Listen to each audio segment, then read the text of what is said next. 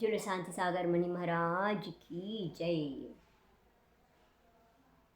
87ನೇ ಒಗಟುಗಳಲ್ಲಿ ಶಾಂತಿ ಸಾಗರಾಚಾರ್ಯ ಹಮಾರೆ ले समाधिवे सर्ग सिधारे सल्लेखन के दिवस बताओ ಕುಂತಲಗಿರಿ पर शीश नवाओ. ಶಾಂತಿ ಸಾಗರಾಚಾರ್ಯ ಮಹಾರಾಜರು ಕುಂತಲಗಿರಿನಲ್ಲಿ ಸಲ್ಲೇಖನವನ್ನು ಸ್ವೀಕಾರ ಮಾಡಿದ್ರು. ಎಷ್ಟು ದಿನಗಳ ಕಾಲ ಸಲ್ಲೇಖನವನ್ನು ಸ್ವೀಕಾರ ಮಾಡಿದ್ರು ಅಂತಂದರೆ 36 ದಿನಗಳು. ದೇಹ ತ್ಯಾಗ ಕರ್ ಸ್ವರ್ಗ ಪಧಾರೆ ಶಾಂತಿ ಸಾಗರಾಚಾರ್ಯ ಹಮಾರೆ कितनी उम्र में कौन बताए जीवन अपना सफल बनाए. ದೇಹವನ್ನು ತ್ಯಾಗ ಮಾಡಿ ಶಾಂತಿ ಸಾಗರಾಚಾರ್ಯರು ತಮ್ಮ ಜೀವನವನ್ನು ಸಾರ್ಥಕ ಮಾಡಿಕೊಂಡು ಸ್ವರ್ಗಕ್ಕೆ ಹೋದರು.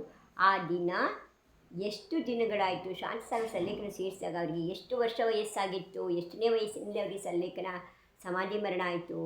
84ನೇ ವರ್ಷದಲ್ಲಿ. 84 ವರ್ಷಗಳು ಅವರು ಬದುಕಿದ್ರು. गुणदोषों के रहे पार की शिवरत के जो बने सारथी पशु कौन सा करे परीक्षा सात गौंड ने दारी दीक्षा. ಶಾಂತಿ ಗುಣದೋಷಕ್ಕೆ ರಹೇ ಪಾರಕಿ, ಗುಣ ದೋಷಗಳನ್ನು ಪರೀಕ್ಷಕರಾಗಿದ್ದರು. ಶಿವರಥಕ್ಕೆ ಜೋ ಬನೇಸ, ಶಿವರಥಕ್ಕೆ ಅಂದರೆ ಜಿನ ಧರ್ಮದ ಮೋಕ್ಷ ಮಾರ್ಗದ ಸಾರಥ್ಯದು. ಪಶು ಕೌನ ಸಾಕರೆ ಪರೀಕ್ಷಾ ಸಾತುಗೌಂಡನೇ ಧಾರಿ ದೇಶ. ಯಾವ ಇದನ್ನು ನೋಡಿ ಸಾತುಗೊಂಡ ಶಾಂತಿ ಸಾಗರನ್ನು ಪರೀಕ್ಷೆ ಮಾಡಿದ ಪಶು ಮಾಡ್ತು. ಅಂತಹ ದೀಕ್ಷೆಯನ್ನು ತಗೊಂಡಂತಹ ಮುನಿಗಳ ಯಾವ ಪ್ರಾಣಿ ಅವರ ಪರೀಕ್ಷೆಯನ್ನು ಮಾಡ್ತು ಅಂತ ಹೇಳಿದೆ? ಅಶ್ವ, ಒಂದು ಕುದುರೆ ಅವರ ಪರೀಕ್ಷೆಯನ್ನು ಮಾಡ್ತಂತೆ. पूर्वज सब क्षत्रिय कहलाते शांति सुंद के उनसे नाते भोज ग्राम में कहाँ से आए सही बताकर इनाम पाए. ಶಾಂತಿ ಸಾಗರ ಮಹಾರಾಜರು ಪೂರ್ವಜರು ಎಲ್ಲರೂ ಕ್ಷತ್ರಿಯರು ಅಂತ ಹೇಳಿಸ್ಕೊತಾರೆ. ಅವರು ಭೋಜ ಗ್ರಾಮಕ್ಕೆ ಎಲ್ಲಿಂದ ಬಂದರು? ಬಿಜಾಪುರ ಜಿಲ್ಲೆಯ ಸಾರಬಿದ್ರಿ ಎನ್ನುವಂತಹ ಹಳ್ಳಿಯಿಂದ ಬಂದಿದ್ದರು. ಎಲ್ಲಿಂದ?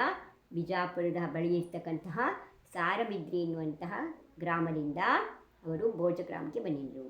ಗುರುವರ ನೇ ಜಬ ಧ್ಯಾನ ಲಗಾಯ ಸಿಂಹ ನೆ ಆಕರ ಶೀಶ ನವಾಯ ಮುನಿ ಸಮ್ಮುಖ ವಹ ರಾತ್ ಮೇ ಬೈಠಾ ಕ್ಷೇತ್ರ ಕೌನ ಸೋ ಬತಾವೋ ಬೇಟಾ. ಗುರುವರು ಸಾಮಾಯಿಕ ಕೂತ್ಕೊಂಡಿದ್ರು, ಧ್ಯಾನದಲ್ಲಿ ಕೂತ್ಕೊಂಡಿದ್ರು. ಆಗ ಸಿಂಹ ಬಂದವರಿಗೆ ನಮಸ್ಕಾರವನ್ನು ಮಾಡಿತ್ತು. ಮುನಿ ಮುಂದೆ ಇಡೀ ರಾತ್ರಿ ಕೂತ್ಕೊಂಡಿತ್ತು. ಯಾವ ಕ್ಷೇತ್ರದಲ್ಲಿ ಅಂತ ಕೇಳ್ತಿದ್ದಾರೆ.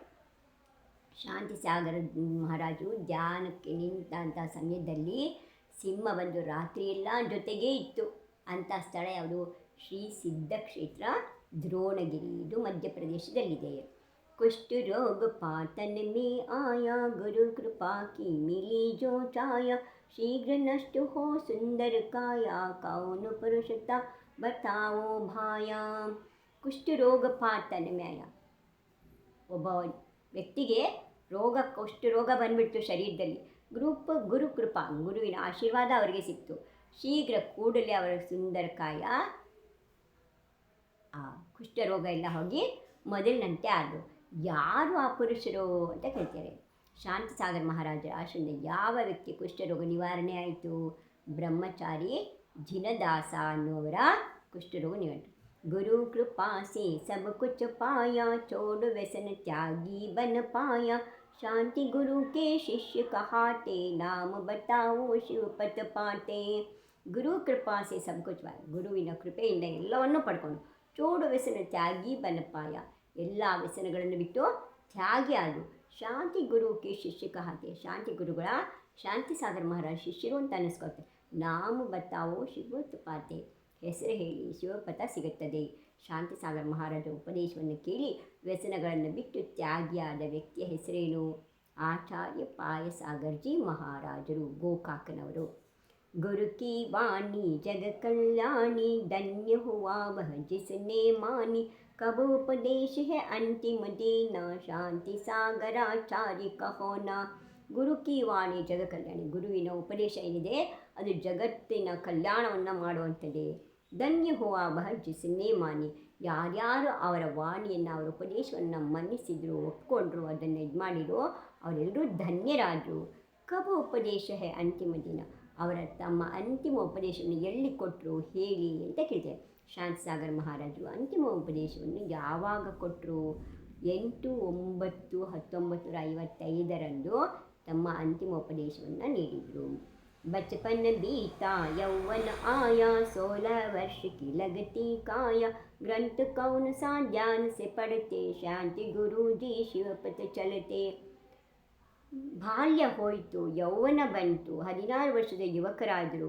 ಆ ಯುವಕರಾದಂಥ ಸಮಯದಲ್ಲಿ ಶಿವಪಥ ಮೋಕ್ಷ ಮಾರ್ಗದಲ್ಲಿ ನಡೆಯುವಂತಹ ಶ್ರೀ ಶಾಂತಸಾಗರ ಗುರುಗಳು ಯಾವ ಗ್ರಂಥವನ್ನು ಮನಸ್ಸಿಟ್ಟು ಓದಿದರು ಅಂತ ಹೇಳಿದೆ. ಶ್ರೀ ಸಮಯಸಾರ ಮತ್ತು ಶ್ರೀ ಆತ್ಮಾನುಶಾಸನ ಅನ್ನುವಂಥ ಗ್ರಂಥಗಳನ್ನು ಅವರು ಆ ವಯಸ್ಸಿನಲ್ಲಿ ಸ್ವಾಧ್ಯಾಯ ಮಾಡಿದರು.